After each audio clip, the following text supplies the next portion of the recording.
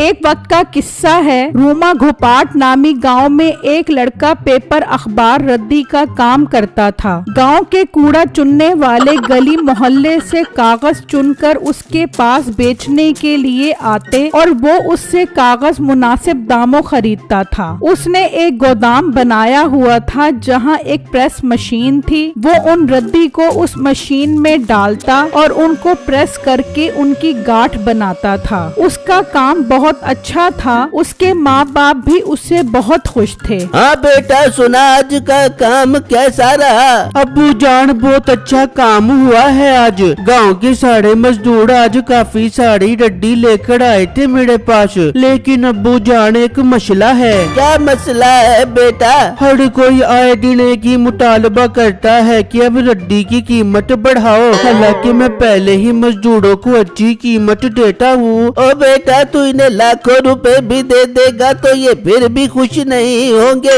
इसलिए जो कीमत है वही रख, बढ़ाने की जरूरत नहीं है। हाँ अब्बू जान, मैं कोई पागल हूँ जो कीमत बढ़ाऊं? जिस कीमत पर कागज खरीदता हूँ उसी कीमत पर खरीदूंगा। हाँ बिट्टू, बिल्कुल ठीक कर रहे हैं। कम कीमत पर खरीद कर ज्यादा कीमत पर बेचोगे तो अच्छा मुनाफा होगा। उसी गांव में मीठे नाम का लड़का अपनी बीवी नसीबो कैंची के साथ रहता था। और बेगम जल्दी हाथ चला, क्या मिन मिन करके मरीजों की तरह नाश्ता बना रही है? तुझे पता नहीं है मैंने काम पर भी जाना है। और मीठे बना रही हो, काम की बात तो ऐसे कर रहे जैसे तूने पेंट कोट पहन के ऑफिस जाना है। अपनी शक्ल देख, मोहल्ले की गली कूचे से जाके कूड़ा उठाता है और भरी बरादरी में मेरी नाक कटवाता है। और मोटी नाक वाली औरत, ये जो तू भर भर के अपने मुंह में खाने ठूसती है ये उसी कमाई के पैसों से आते हैं। उस वक्त तो तेरी नाक नहीं कटती। मीठे ज्यादा तू मेरे मुंह न लग, नाश्ता कर, चल मोहल्ले से जाके कूड़ा उठा। मीठा गुस्से में नाश्ता किए बगैर ही वहाँ से चला जाता है और जगह जगह से कागज चुनना शुरू कर देता है। तो उसे कूड़े में एक किताब नजर आती है। मीठा किताब देखकर थोड़ा हैरान होता है। अरे यार, लोगों के काम तो देखो, कूड़े के साथ साथ किताबें भी फेंक देते हैं। इल्म की कदर ही नहीं करते,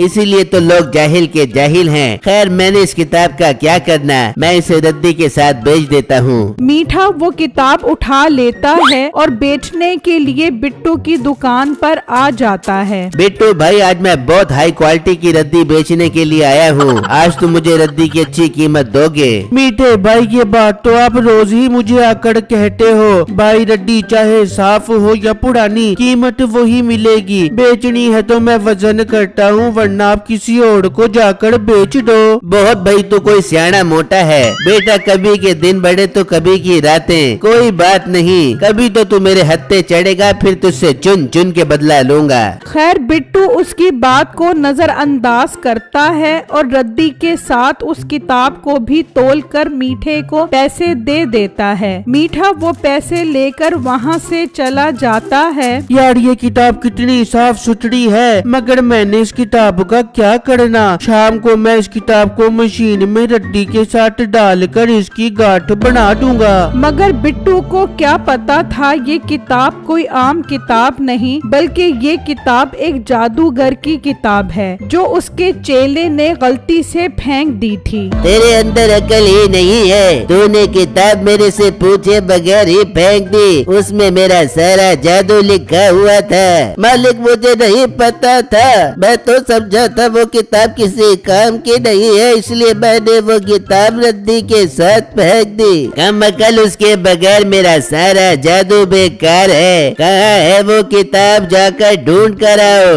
ठीक है मालिक, मैंने किताब कूड़े में फेंकी थी, मैं जाकर उठा कर आता हूँ। उसके दोनों मुलाजिम निकलते हैं और उसी जगह पर आकर देखते हैं। यार, किताब तो मैंने यहाँ पर फेंकी थी, मगर वो किताब यहाँ मौजूद ही नहीं है। इसका मतलब कोई किताब उठा कर ले गया है। अब हम क्या करेंगे, कहाँ से ढूंढें? अगर वो किताब ला मिली तो मालिक तुझे और मुझे जलाकर भस्म कर देंगे। चल अब मालिक के पास चलते हैं और उन्हें जाकर बताते हैं। वो दोनों वापस आ जाते हैं और बताते हैं कि किताब नहीं मिली। उसे बहुत गुस्सा आता है। मुझे वो किताब हर सूरत में चाहिए। उसमें जादू लिखा है कि 3 दिन बाद बहुत जोर की बारिश होगी। अगर वो किताब अपने पास न हुई तो हम भी उस बारिश के साथ बह जाएंगे।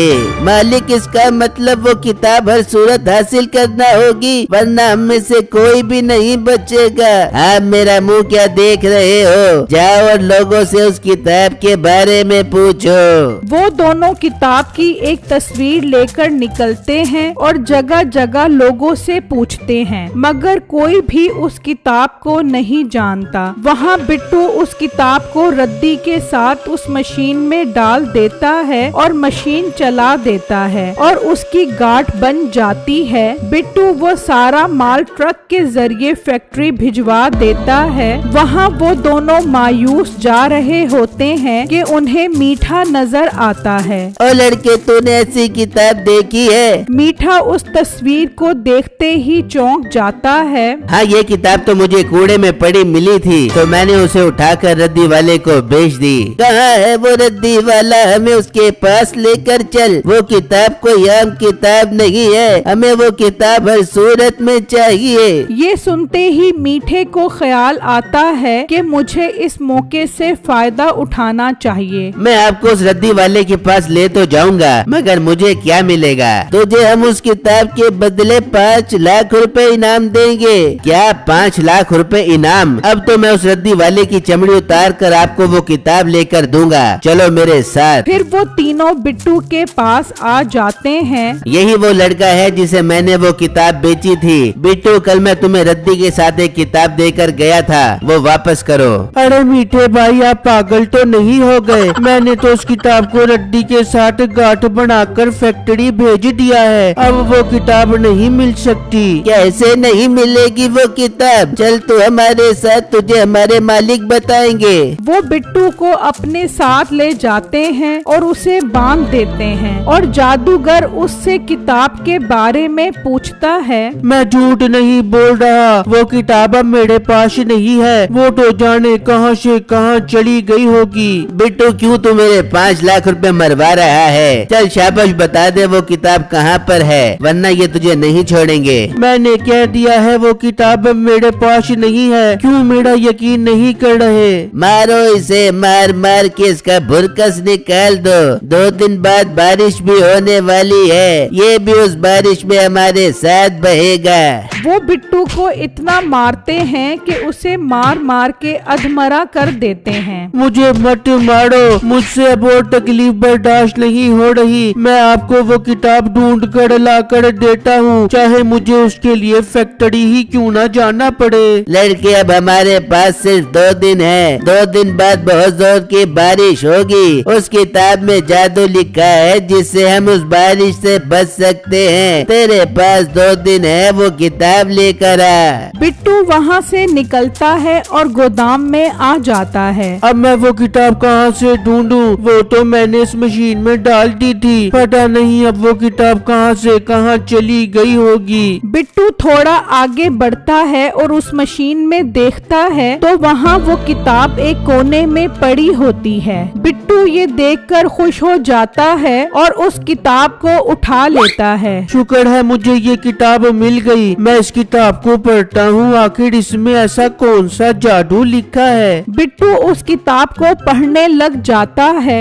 जिस दिन पूरा चांद होगा उसके अगले दिन बहुत जोर की बारिश शुरू हो जाएगी, जिससे सब कुछ बह जाएगा। ये मंत्र पढ़ने से कागज का घर बन जाएगा जिस पर बारिश असर नहीं करेगी। उस घर पर जो जो सवार होगा वो उस बारिश से महफूज रहेगा। बिट्टू ये पढ़कर खुश हो जाता है। यार ये तो बहुत जबरदस्त मंत्र है। मैं ये मंत्र पढ़कर एक कागज का घर बना लेता हूँ, लेकिन जादूगर को अब मैं नहीं छोड़ूंगा, उसने मुझे बहुत मारा है। बिट्टू उस किताब में लिखा हुआ मंत्र पढ़ता है तो वहाँ एक कागज का घर आ जाता है। वो उसे घसीट कर एक दरिया के किनारे पर ले आता है और अपने अपने घर वालों को उस बारिश के बारे में बताता है। क्या बिट्टू, इस तरह तो हम सब उस बारिश में मर जाएंगे। नहीं, मैंने एक जादुई कागज का घर बना लिया है, हम सब उस पर चढ़ जाएंगे, हमें कुछ नहीं होगा। इस तरह 2 दिन भी गुजर जाते हैं और हल्की हल्की बारिश भी शुरू हो जाती है। वो लड़का अभी तक आया नहीं, बारिश भी शुरू हो गई है। इससे पहले कि बारिश तेज हो वो किताब बहुत जरूरी है। मालिक, वो लड़का आने वाला होगा, उसने 2 दिन का कहा था। नहीं, तुम जाओ उसे लेकर आओ। फिर वो तीनों बारिश में बिट्टू से वो किताब लेने के लिए निकल जाते हैं। वहाँ बिट्टू अपनी फैमिली को दरिया के किनारे उस कागज की घर की तरफ ले जा रहा होता है कि जादूगर के मुलाजिम उसे रास्ते में मिल जाते हैं। कहाँ भाग रहे हो तुम, और किताब कहाँ है? भाई साहब, वो किताब मुझे मिल गई है, आप जादूगर भाई को लेकर दरिया पर पहुँचो, वो किताब मैं आपको वहीं पर देता हूँ। ये सब सुनकर वो खुश हो जाते हैं और वापस जादूगर के पास पहुंच जाते हैं। मालिक, किताब मिल गई है, उस लड़के ने हमें दरिया पर बुलाया है। बहुत अच्छी बात है, टाइम जाया मत करो इससे पहले कि बारिश तेज हो जाए। दरिया पर चलो। वो सब जब दरिया पर पहुंचते हैं तो बिट्टू अपनी फैमिली के साथ उस कागज के घर पर सवार होता है। बिट्टू, तुम इस कागज के घर पर क्या कर रहे हो? लाओ किताब हमें दे दो। मैं पागल हूँ जो ये किताब तुम्हें दे दूँ। इस किताब से ही तो मैंने ये कागज का घर बनाया है ताकि हम इस तूफानी बारिश से महफूज रहें। ये तुम क्या बकवास कर रहे हो? किताब हमें दे दो इससे पहले कि बारिश तेज हो जाए। होने दो तेज बारिश, तुम्हें इसकी सजा मिलनी चाहिए। फिर बारिश इतनी तेज होती है कि वो सब उसमें डूब जाते हैं और उनका काम तमाम हो जाता है। जादूगर के मरते ही बारिश रुक जाती है और बिट्टू अपनी फैमिली समेत घर वापस आ जाता है।